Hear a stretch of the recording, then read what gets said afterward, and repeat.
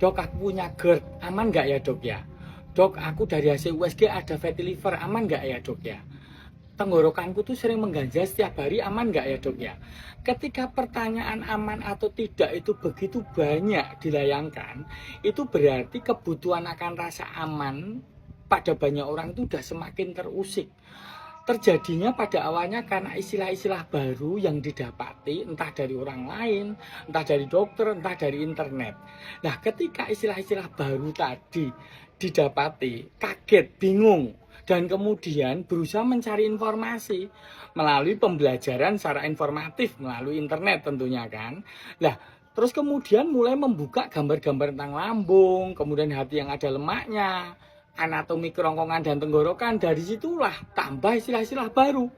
LPR, laringoparingea reflux, kemudian lemahnya otot sphincter, bagaimana nguatin otot lagi. Demikian akibatnya semakin masuk dalam kabut kecemasan.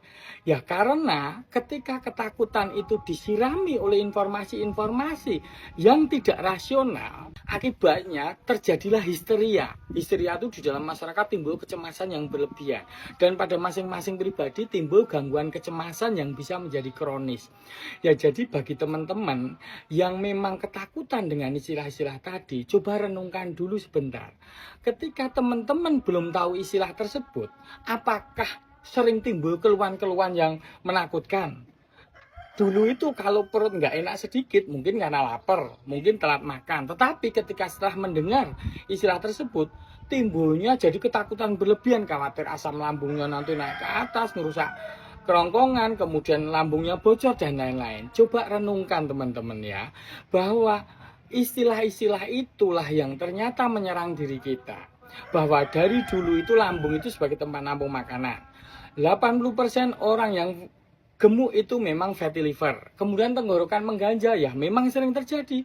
Karena tenggorokan kering, karena rasa haus, karena lendir sedikit, nasa drip yang turun dari atas, ya itu hal yang wajar. Tetapi ketika teman-teman mengasosiasikannya dengan bebas dan menggeneralisasi bahwa setiap istilah yang baru itu berbahaya, timbullah kekacauan.